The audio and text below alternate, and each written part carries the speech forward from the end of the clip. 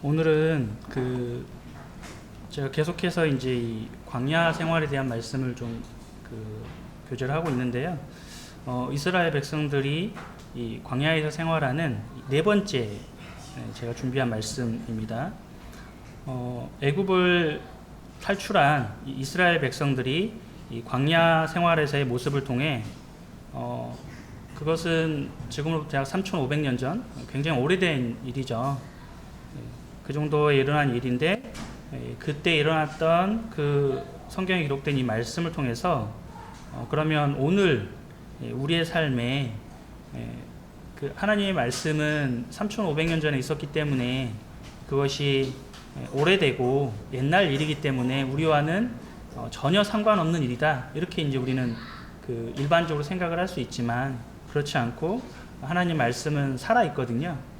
운동력이 있기 때문에 그 예전에 있었던 오래된 말씀이었던 그 말씀이 오늘 우리의 삶에 영향을 주게 됩니다. 그래서 오늘 우리의 삶에 하나님께서 말씀하시는 부분을 또 발견하시고 오늘 이 말씀 가운데에서 하나님께서 나에게 어떤 말씀을 하시는지를 발견하시고 또 찾는 시간이 되시길 바랍니다. 제가 준비한 말씀이 있지만 성도님들께서 각자가 받는 말씀이 서로 다를 수 있을 것입니다. 이 출애굽한 이스라엘의 백성들은 광야에서 약 40년의 생활을 하게 되죠. 그런 이 광야라고 하는 이 환경은 굉장히 척박한 환경입니다. 매번 말씀드렸지만 우리는 이 광야에 대한 환경을 겪어보지를 못했죠. 그래서 우리는 잘 알지는 못합니다. 근데 이제 우리나라의 원래 이제 기후가 온대성 기후였는데 지금 현재는 이제 아열대로 자꾸 바뀌고 있잖아요.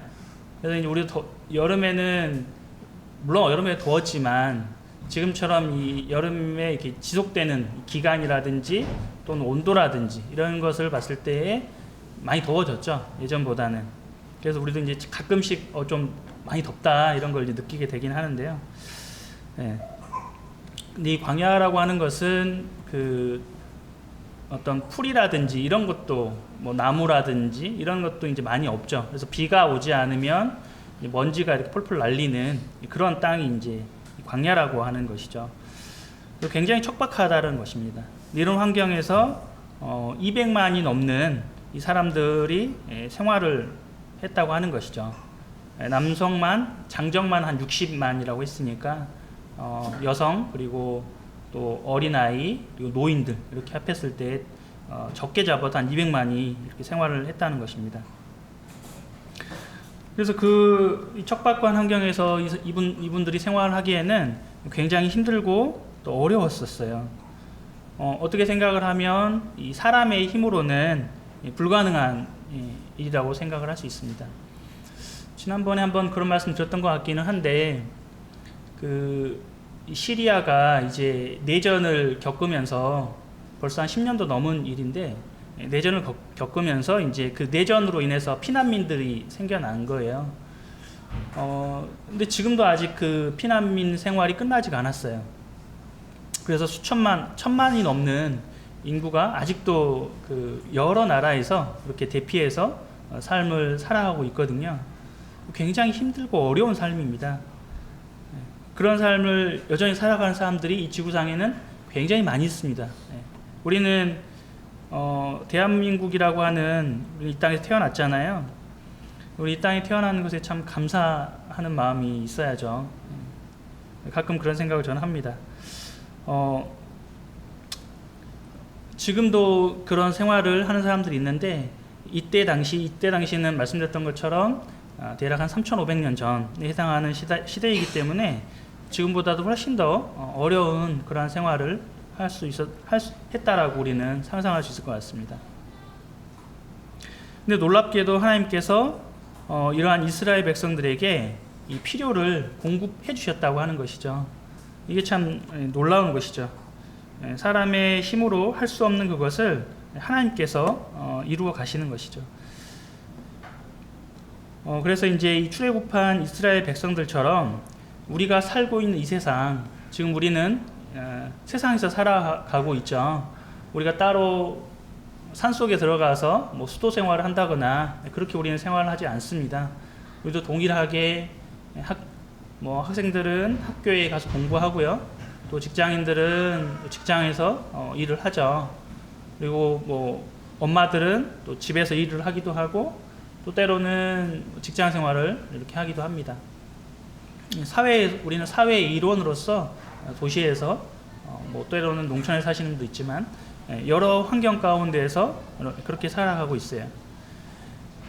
근데 이제 이스라엘 백성들이 이 광야에서 얼마 동안 방금 말씀드렸던 것처럼 40년 동안 생활했다고 그랬잖아요. 그 이스라엘이 광야를 40년 생활을 한 것처럼 우리도 언젠가는 이 세상을 떠나가게 되는 것이죠. 그렇죠? 그래서 그 세상, 우리가 살아가고 있는 이 세상을 마치 이 광야와 같은 세상이다라고 생각을 할 수 있습니다. 광야의 생활은 어렵고 힘들고 척박한 환경이라고 말씀드렸죠. 하지만 그곳에서 어떻습니까? 아이가 또 태어나요. 우리 영석이가 이제 태어났죠. 물론 이제 어려운 과정 가운데서 태어났지만 그 아이가 이제 건강하게 자라게 될 것이에요.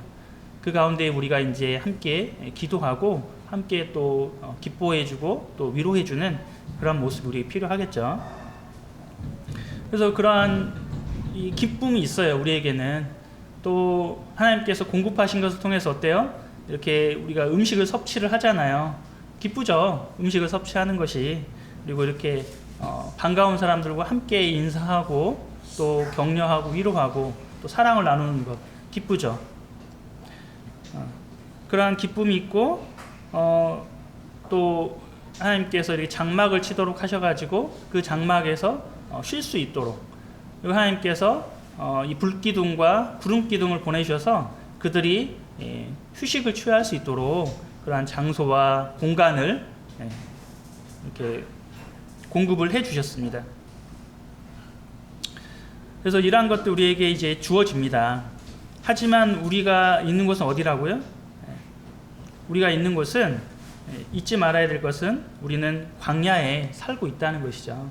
이스라엘 백성들도 마찬가지예요. 그들이 하나님의 공급하심을 통해서 그들이 이 휴식을 취하고 안락함을 느꼈지만 여전히 그들은 이 광야에 살고 있다는 것입니다. 우리도 동일하게 우리의 삶의 이 땅은 편안함과 또 안락과 휴식이 잠깐 존재할 수도 있지만 우리의 삶 가운데는 우리의 삶은 결코 우리의 삶이 여기에서 끝나는 것이 아니잖아요. 우리는 이제 하나님께서 주시는 새하늘과 새 땅, 이 천국을 바라보고 살고 있는 것이죠. 우리의 삶은 여전히 광야에서 동일하게 살고 있다는 것입니다. 그래서 우리에게는 이 하나님께서 이 이스라엘 백성들에게 광야에서 공급하셨던 것처럼 이 만나와 메추라기를 공급하셨던 것처럼 우리에게도 여전히 하나님의 이 선하신 뜻에 따른 공급이 필요합니다. 그래서 하나님의 뜻이 하나님께서 왜 우리에게 공급하시느냐? 하나님의 뜻이 이 땅 가운데에 이루어지게 하시는 것이죠. 그 이루어지게 하시기 위해서 공급 그리고 물질적인 공급도 필요하지만 우리에게 하나님의 말씀의 공급이 필요합니다. 이 하나님의 말씀을 통해서 우리는 이제 그 말씀을 하나님의 대리자로서 우리가 그 말씀을 이제 이 땅 가운데에 이뤄가는 것이죠.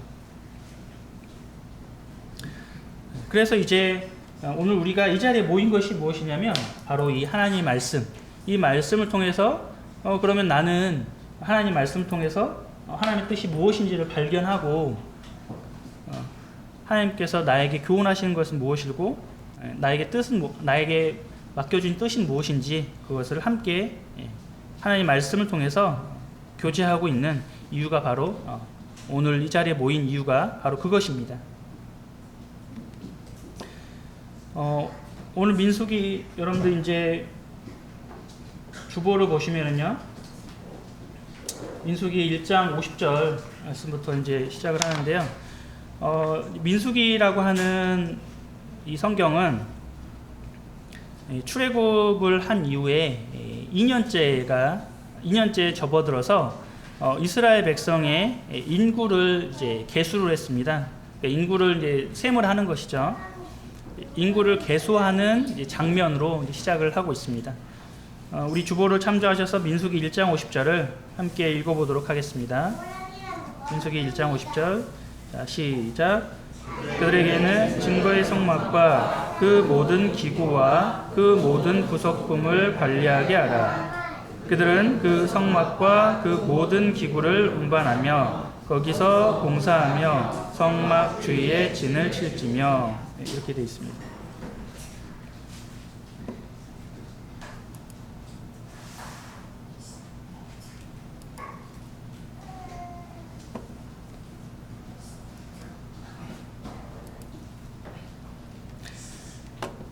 지금 50절에서 말씀을 하고 있는 그들이라고 하는 이 명칭은 이 레위 지파를 말을 하고 있습니다. 이스라엘이라고 하는 나라는 민족 국가인데요. 이 야곱의 이 12아들을 통해서 12지파로 이제 각 지파가 나뉘게 되었습니다.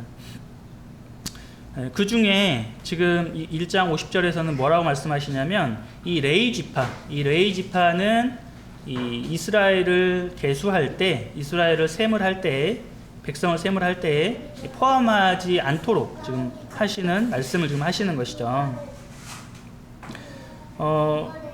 창세기 48장 5절을 보시면은요, 어떤 말씀이 나와 있냐면, 창세기 48장 5절, 주보에는 포함이 안 되어 있는데요. 우리 한번 찾아볼까요? 창세기 48장 5절을 보시면요.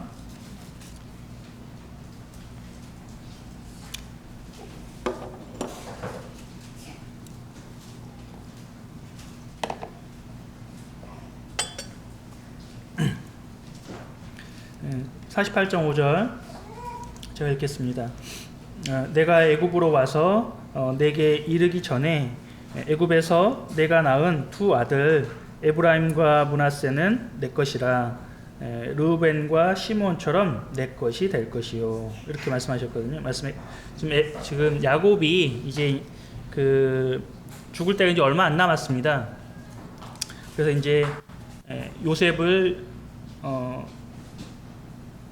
이제 먼저 애굽으로 팔려가고 많은 세월이 지나서 요셉이 이제 많이 장성을 했죠. 30대가 되고 나서 이제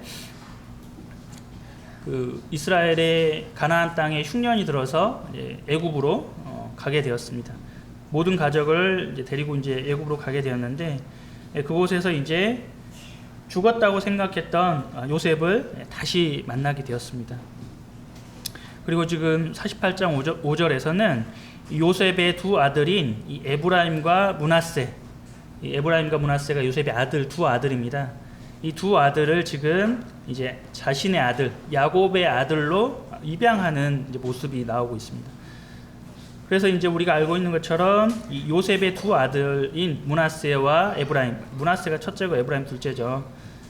쌍둥이인데 이렇게 이제 되어 있습니다. 그래서 이제 이 므낫세와 에브라임 이렇게 나누어서 레이가 빠지고, 원래 이 야곱의 아들은 12아들이에요. 근데 지금 이 레이가 빠지면 11아들이잖아요. 그래서 지금 요셉의 아들인 이 두 아들이 포함이 되어서 12명, 12지파 이렇게 이제 계수를 하게 됩니다. 그래서 이제 이 므낫세와 에브라임이 이 야곱의 12지파로 이게 포함이 되었다. 이렇게 말씀드릴 수 있겠습니다. 그리고 이제 이 지금 민수기 1장 50절에서는 이 레위 지파에게는 이 지금 12지파에 포함되지 않았는데 그럼 어떤 역할을 맡겼느냐? 이 레위 지파에게는 이 성막에 대한 책임을 지우게 하셨습니다. 그래서 그 성막에 대한 책임을 지고 다른 역할은 이제 12지파에게 맡긴 것이죠. 그래서 이스라엘을 계수를 할 때에 12지파 중에서 계수하지 않고 별도로 따로 이렇게 계수를 하였습니다. 지금 이제 이 그림에 보시니까 지금 이 이스라엘 지파에 이제 진영의 어떤 진영이 어떻게 이제 배치되었는지 요거를 이제 확인하실 수가 있습니다. 뭐 이것이 정확히 이렇게 되었다라기보다는 이제 후대의 이 성경 말씀을 통해서 복원을 한번 해본 것이죠. 그림에 보시면은 여기 가장 중앙에 위치한, 지금 거기에 보니까 이 구름 기둥 같은 이런 게 이제 있죠. 이렇게 올라와 있는 것을 볼 수가 있는데, 그 부분이 바로 우리가 알고 있는 성막이라고 보실 수 있겠습니다. 그리고 이제 1장 이제 50절 이후로부터 보게 되면은 그 주변으로 뭐냐면은 이 레위 지파들이 이제 그 사방을 둘러서 가장 가까이에서 성막 가장 가까이에서 진을 치고 있는 그러한 모습을 볼 수가 있습니다.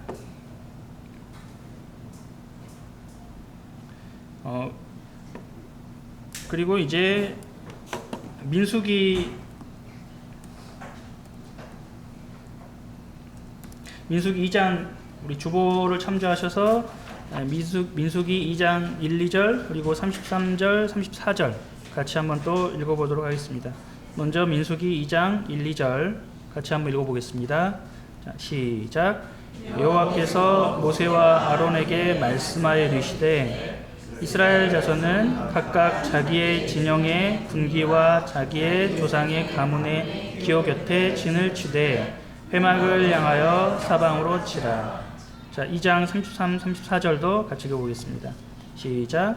레위인은 이스라엘 자손과 함께 계수되지 아니하였으니 여호와께서 모세에게 명령하심과 같았느니라.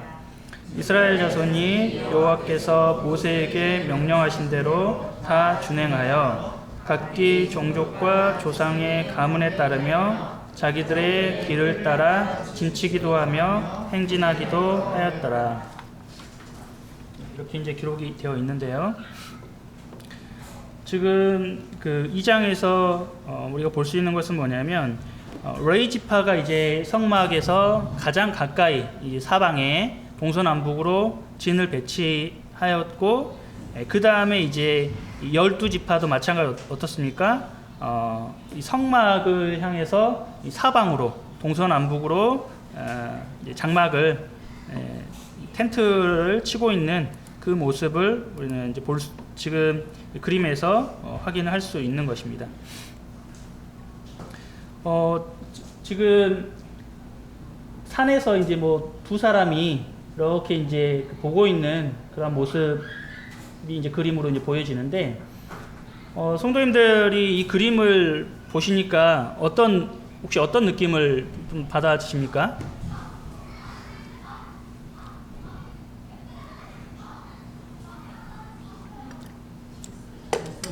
예. 감사합니다. 네, 질서가 있죠. 중요합니다. 그래서 가장 이제 첫 번째로 제가 말씀드리고 싶은 부분은 뭐냐면은, 우리가 말씀을 읽었던 것처럼 어디를 중심으로 하고 있죠? 네, 성막을 중심으로 하고 있습니다. 그래서 우리는 우리 마음 가운데 우리는 우리 삶을 대부분 어디서 보내고 있나요? 직장 생활을 하시는 분들은 대부분의 생활을 직장에서 보내고 있죠. 그 다음에 학생들은 어떻습니까? 대부분의 생활을 학교에서 보냅니다. 저는 이제 제가 서울로 이직한 지 10년이 됐는데, 지금은 저희 회사가 코로나 이후로는 현재 재택을 많이 하고는 있습니다. 그래서 이제 현재는 이틀만 보통 출근을 저는 하거든요. 나머지는 재택을 하기 때문에 요즘엔 집에서 많이 있습니다, 저는. 그렇긴 한데, 일반적으로 이제 직장 생활을 하시는 분들은 저도 그렇고 코로나 이전으로 가보면은 보통 한 10시간, 적게는 한 10시간, 많게는 한 12시간 이상씩 회사에서 이렇게 있었던 것 같아요. 다들 비슷하실 거예요. 학생들도 거의 비슷할 거라는 생각이 들고, 저학년 때는 그렇지 않겠지만 또 고학년이 되고 하면은 이제 학교에서 보내는 그런 시간들이 이제 많이 될 건데, 그러니까 대부분의 생활 우리는 우리의 어떤 일터나 또는 학교나 뭐 이런 곳에서 많이 보낸다는 것이죠. 그럼에도 불구하고 예전에 제가 그 예배 삶의 중심이라고 하는 또 말씀을 한번 살폈던 기억이 있는데요. 우리는 우리의 중심에는 뭐가 있어야 되냐면 우리 이스라엘 백성들이 어디를 보고 있습니까? 성막을 중심으로 보고 있다는 것이죠. 우리의 삶도 마찬가지입니다. 우리가 이 광야의 세상을 살아가고 있지만 우리가 많은 시간을 직장에서 보내고 학교에서 보내고 있지만 우리의 삶에 우리 마음의 중심에는 뭐가 있어야 되는 거죠? 바로 이 성막, 우리 주 예수 그리스도 그분을 바라보고 있는 것이죠.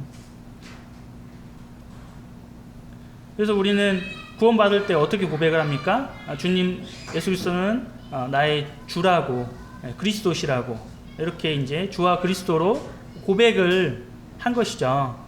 즉 우리는 당신이 이제 나의 왕이십니다. 저는 그러면 예수님이 나의 왕이시면 나의 위치는 뭐죠? 나는 이제 종의 신분으로 가는 것이죠. 그래서 이제 여기 말씀해 보니까 어떻게 했습니까? 여러 번 그런 말씀들이 이제 반복이 되는데요. 우리 2장 34절을 보시면 이스라엘 자손이 여호와께서 모세에게 명령하신 대로 다 준행하여 이렇게 그 하나님의 말씀대로 하나님이 모세를 통해서 말씀하셨죠. 그 모세를 통해서 말씀하신 거 어떻게 한다고요? 다 준행했다는 것이죠. 그러니까 하나님 말씀하신 그대로 따른 것이죠. 그래서 이 이스라엘 백성들을 통해서 구약에서 하나님께서 이루고자 하시는 말씀은 뭐냐면은 이스라엘 백성이 하나님의 말씀대로 행함으로 그 말씀이 어떻게 되죠? 그러면 그 말씀대로 행하는 그 모습, 그 모양이 이 이스라엘을 보고 있는, 이스라엘을 주목하고 있는 수많은 이방 민족들이 있었겠죠. 그 민족들 어떻습니까? 저 모습이 하나님이 나타나는 모습이구나 라고 하는 것을 발견할 수 있는 것이죠. 오늘날 우리의 삶도 동일합니다. 우리의 시간과 공간은 각자가 다 달라요. 우리 이제 대부분 어떻습니까? 일주일에 한 번 교회에서 만나요. 그리고 대부분의 시간을 각자 자신이 처한 그러한 일터나 학교에서 또는 뭐 집에서 이렇게 각자가 생활을 하죠. 할 수만 있다면 자주 만나는 것이 좋습니다. 자주 만나서 교제하고 또 사랑을 나누고 이렇게 하는 것이 저는 좋다고 생각을 합니다. 그것이 하나님 말씀의 가르침이라고 분별합니다. 그래서 할 수만 있다면 같이 만나서 하나님 말씀으로 교제하고 서로 사랑으로 이렇게 위로하는 그런 시간을 가지면 좋을 것 같습니다. 그래서 우리가 생활하는 어떠한 환경에 있다 할지라도 그 환경 가운데에서 이 하나님의 우리가 이제 이 말씀을 듣는 것은 무엇이냐면 그 말씀을 통해서 내가 이렇게 하나님의 말씀을 받고 그 말씀을 통해서 내 삶에 이제 이루어지는 그 뜻이 하나님의 뜻이 내 삶 가운데 이루어지는 그것을 하나님의 말씀을 준행하는 것이거든요. 그것을 하나님 원하시는 것이죠. 그것이 뭐냐면 이 성막을 중심으로 한 이 이스라엘 백성들이 성막을 중심으로 한 그 모습이죠. 그 모습을 우리가 하나님을 중심으로 하나님을 왕으로 모신 나의 중심을 이제 바꿨어요. 나의 중심을 이전까지는 어떻습니까? 세상에서 우리가 살아갈 때 배운 것은 네가 중요하다. 당신이 중요하지 않습니까? 당신의 권리가 중요합니다. 그리고 당신은 세상의 중심입니다. 그러니까 당신의 가치를 높이고 당신을 뽐내고 그렇게 돼야지 세상에서 당신을 인정해주고 알아줍니다. 라고 우리는 많이 배웠어요. 하지만 이제 우리는 주님을 왕으로 모셨어요. 나의 어떠함, 때로는 우리가 세상에서 어떻습니까? 억울한 일도 많이 당하죠. 또 어려움도 많이 당해요. 그것이 광야의 생활이라는 것입니다. 때로는 이유 없이 차별을 당할 수도 있고 뭐 고난을 우리가 당할 수도 있다는 것입니다. 억울하죠. 그럴 때는 억울하기도 하고 또 이렇게 가끔씩 화가 나기도 합니다. 그럴 때 그럼 나 자신이 내가 중심이 되면 어떻습니까? 이제 갚아야죠. 그대로 내가 내 힘으로 복수도 해줘야 되고 이렇게 이제 하는 것이 응당한 일이 될 것입니다. 하지만 우리는 누구를 바라보고 있다는 것이죠? 바로 예수 그리스도. 이스라엘 백성들이 이 성막을 바라보고 있는 것처럼 우리도 예수 그리스도를 바라보고 있기 때문에 이들이 성막을 바라보고 있는 것은 뭐냐면 이 하나님의 말씀대로 모세가 명령한 그 말씀대로 준행하고 있다는 것이죠. 그래서 우리도 마찬가지로 하나님의 말씀대로 하나님 말씀을 의지해서 우리도 하나님을 바라보고 하나님 말씀하신 것에서 분을 품지 말라고 하셨다. 그러면 분을 품지 않고 복수하는 것은 어때요? 하나님에게 달렸다고 그랬잖아요. 그러면 그것을 하나님 의지하고 내가 믿음으로 인내하는 것이죠. 그럴 때 어떻습니까? 하나님이 발견되어진다는 것이죠. 그러면 하나님께서 영광을 받게 되실 것입니다. 두 번째가 뭐냐면 성도님께서 말씀해 주신 것처럼 이 질서라고 하는 것이죠. 질서. 저는 이제 그 해군 가끔 말씀드렸던 것 같은데 저는 이제 해군을 제대를 했거든요. 이 훈련소로 이제 들어가 보니까 가장 먼저 하는 게 뭐냐면은 이제 제식 훈련이라고 하는 거예요. 이제 저 세대까지는 이제 그 고등학교 다닐 때 교련 수업을 들었거든요.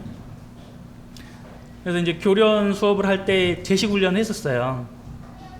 근데 군대 갔더니 그거하고는 좀 또 더 이제 차원이 다르게 더 빡세게 하더라고요. 빡세게 힘들게 하더라고요. 그래서 이제 그 가장 먼저 이제 제식, 그러니까 이 열도 그 행을 맞추고 이 줄을 맞추는 거죠. 그리고 이제 그 동작도 이렇게 맞추고 뭐 이렇게 하는데 이제 그 훈련을 가장 먼저 하는 거예요. 그게 뭐냐면 질서죠, 질서. 그래서 소대별로, 중대별로, 대대별로 뭐 제가 그 훈련소에 입소했을 때 한 1000명 정도가 됐거든요. 그 1000명이 어때요? 한 사람이 움직이는 것처럼 동일한 몸짓과 또 행동과 또 뭐 구령을 하면은 동일한 구령으로 뭐 하나 둘 셋 넷 이렇게 한다든지 이 동일한 구령. 그리고 이제 군가를 하거든요. 군가를 하게 되면은 동일한 박자에 한 명이 이렇게 이제 하는 것처럼 그러한 모습으로 이제 하는 거를 가장 먼저 이제 배워요. 그게 이제 그 가장 먼저 습득하는 거라는 거죠. 그러니까 이 진영의 모습, 이 질서의 모습을 보면서 우리는 뭘 볼 수 있냐면 군대의 이 사열하는 모습을 떠올리게 됩니다. 그죠? 우리 군대가 이렇게 그 국군의 날 행사를 하게 되면은 가끔 TV에서 이제 그런 거 보잖아요. 물론 이제 지금은 그런 뭐 지금도 하긴 합니다. 근데 사열하는 거를 그 우리가 이제 군기라고 하는데 그렇게 이제 함으로써 뭐냐면 이 명령 체계, 이 명령의 체계가 어때요? 단숨에 이렇게 그 이 최고의 어떤 그러니까 국가의 원수로부터 이 명령 체계가 이렇게 정확하게 하달이 되어서 그것이 이제 일사불란하게 이렇게 이루어지는, 그러니까 하나님의 말씀대로 준행하였다, 이게 이제 되는 거거든요. 그거를 하는 거예요, 군대에서는. 그래야지 이제 그 전쟁이 났을 때 위에 상사가 뛰어나가, 그러면 뛰어나가면 죽을 수 있잖아요. 뭐 총알이 빗발치니까 죽을 수 있지만 그것이 명령의 복종이거든요. 그러면 뛰어나가는 거거든요. 내가 죽음을 감수하고라도 지금 이 바깥쪽에 있는, 예를 들면 이 진의 바깥쪽에 있는 이 지파들은 어떻겠습니까? 아무래도 다른 진에 있는 사람들보다는 더 불안감이 있겠죠. 뭐 예를 들면은 밤이 되어서 어떻습니까? 뭐 들짐승이 나타날 수도 있잖아요. 그리고 우리 성경에도 기록이 되어 있지만은 이 약탈하는 사람들이 나타나가 어때요? 가장 약한 고리부터 이렇게 그 뺏어 가잖아요. 그렇기 때문에 이제 그런 걸 알고 있으니까 그런 위험감 또 이 공포감 이런 게 이제 있을 거예요. 하지만 어때요? 하나님의 말씀대로 하는 것이죠. 그러면은 그것을 인도하시는 분은 누구냐면 이 하나님이시라는 것이죠. 근데 질서를 잡는 건 누가 있죠? 질서를 잡는 거 사람의 역할이 거기에 필요한 것이죠. 명령대로 준행하였다. 그것을 질서를 잡는 것은 누가 하느냐? 각자에게 역할을 주신 것이죠. 먼저는 누가 있죠? 이 가운데에 있는 이 회막, 성막을 이제 이 기술자들을 하나님께서 부르셔서 그들을 통해서 이 성막을 짓도록 하셨습니다. 그리고 나서 레위 지파가 이제 그것을 관장하도록 하셨죠. 제사도 관장하고 그 각각 기물들이 엄청 많죠. 그리고 다 금으로 했고 그 모든 기물들을 관장하도록, 그리고 그것에 뭐 악기라든지 수없이 많은 물품들이 거기에 존재하는 것이죠. 그것을 이제 모든 것을 관장하고 또 행군을 할 때에도 이 레위인들이 이제 이 성막의 집기들을 다 이제 저거는 분해 조립을 할 수가 있게끔 되어 있었잖아요. 그래서 분해하고 또 하나님께서 움직이라 했을 때는 움직여서 다시 분해해서 또 조립하고 이러한 역할들을 이제 이 레위인들이 가장 앞서서 이제 한 것입니다. 그리고 그 이제 레위인들 바깥쪽으로는 12지파가 또 질서를 맞춰서 질서정연하게 일사불란하게 그 질서를 이제 맞추고 있는 그러한 모습을 볼 수 있어요. 이렇게 질서가 돼 있을 때 군기가 바짝 들었을 때 상대의 진영이 상대의 어떤 이 적군이 나타났을 때요 함부로 들어갈 수가 없어요. 진영이 갖춰진 군대에 함부로 들어갔다가는 백전백패합니다.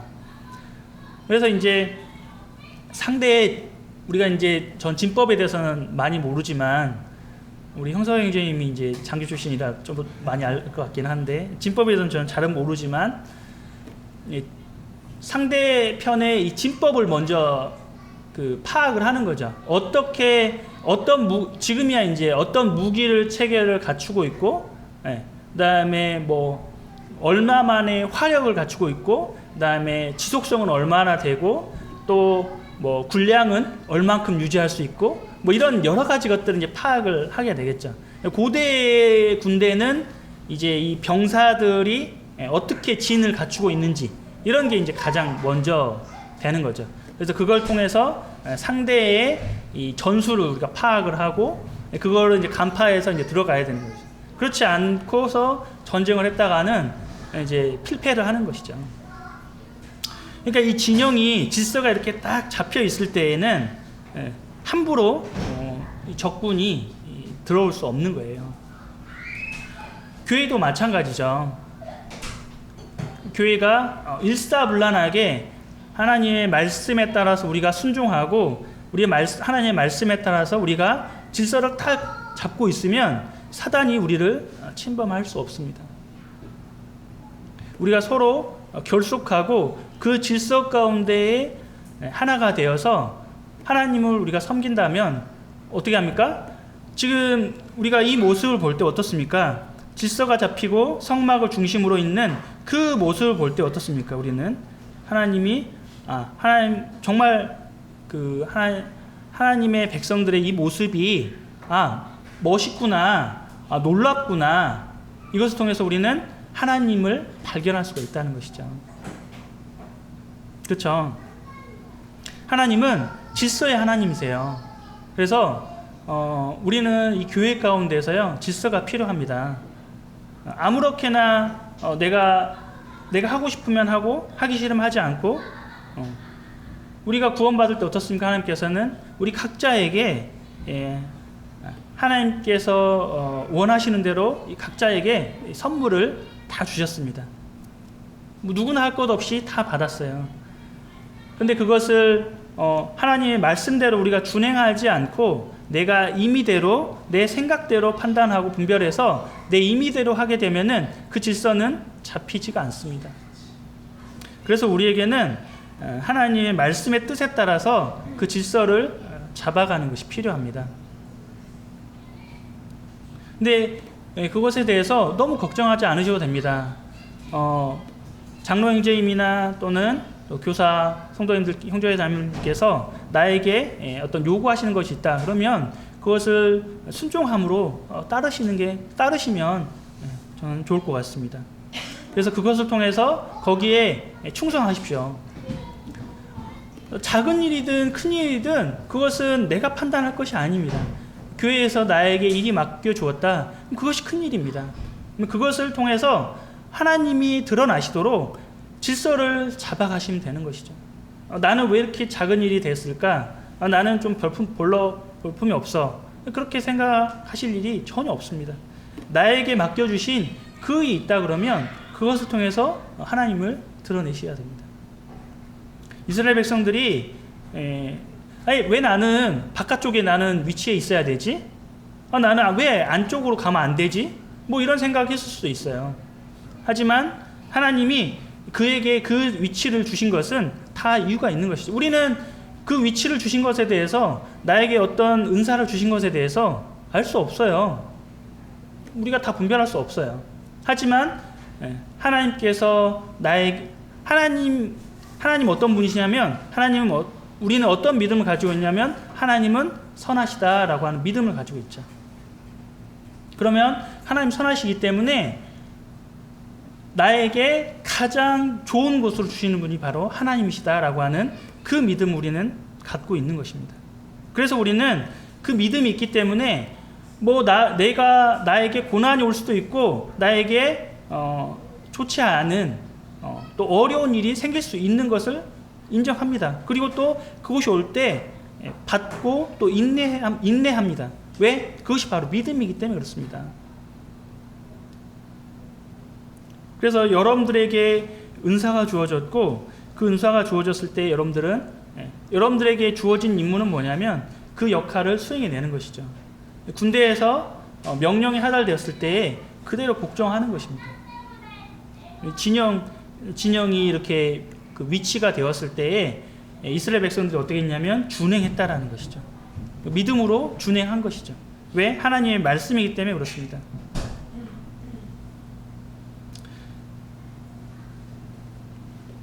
그래서 오늘 그 주보에서 로마서 8장 28절 같이 한번 읽어보겠습니다. 로마서 8장 28절 우리가 알거니와 하나님을 사랑하는 자 곧 그의 뜻대로 부르심을 입은 자들에게는 모든 것이 합력하여 선을 이루느니라. 제가 먼저 읽어버렸네요.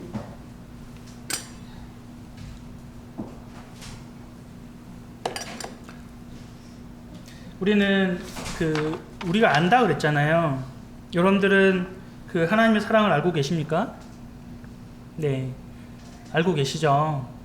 그리고 또 내 마음 가운데 믿고 계시죠. 그리고 내가 믿을 그때에 예수님, 당신이 나의 주님이십니다. 나의 왕이십니다. 나의 구원자이십니다. 라고 고백했습니다. 알고 있습니다. 우리가. 그렇죠? 우리 모두는 하나님이 나를 사랑하시는 것을 알고 있어요. 그리고 경험했어요.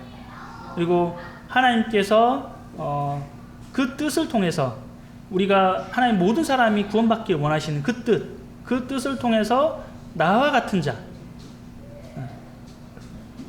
자라는 표현은 여러분들 각자가 다 아실 거예요. 왜냐하면 내가 거짓되고 악하다는 것은 나 자신이 분명히 알고 있거든요.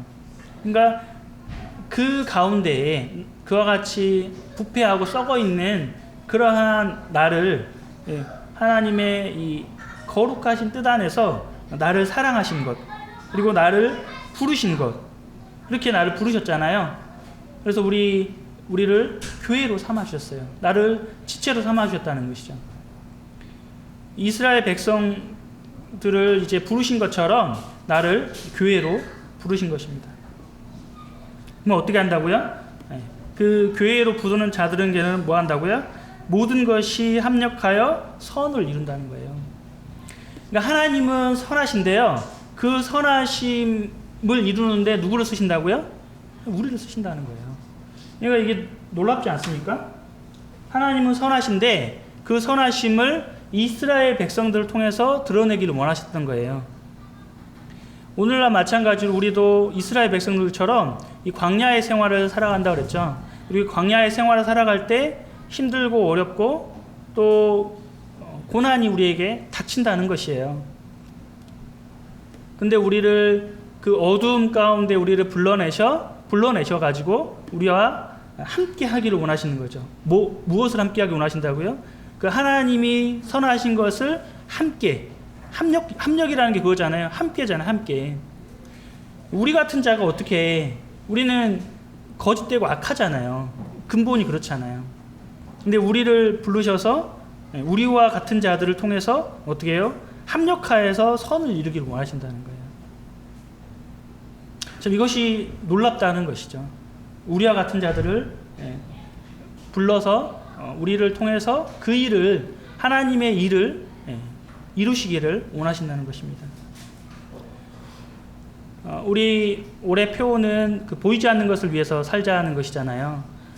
우리는 수없이 많은 것을 세상에서 봅니다. 뭐 하루에도 우리는 수없이 많은 정보들을 습득을 하죠. 그런 모든 것을 통해서 나의 머릿속을 채우고 있어요. 그럼에도 불구하고 우리 그 많은 시간을 그 가운데서 보내지만 우리의 마음의 중심을 잡고 있는 것은 뭐라고요? 이스라엘 백성들이 성막을 중심에 두었던 것처럼 우리의 마음의 중심에는 바로 예수 그리스도, 그리고 교회 중심, 예배 중심, 그 삶의 중심에서 제가 말씀드렸던 것이 뭐였냐면 바로 예배라는 것입니다. 예배를 통해서 우리가 하나님 예수 그리스도에 집중하고 그 예배를 통해서 우리의 상처나 또 우리의 죄악이나 이런 것을 회개하고 회복하고 나를 돌아보고 나를 다시 소생시키시는 주님의 힘을 통해서 나를 소생시키는 것이죠. 그리고 말씀을 들음으로써 말씀을 통해서 내가 회복받고 또 일터에 나갔을 때 사회생활을 할 때 그 말씀을 통해서 내가 하나님과 합력하여 선을 이루는 그것이 바로 그리스도인의 삶인 것입니다.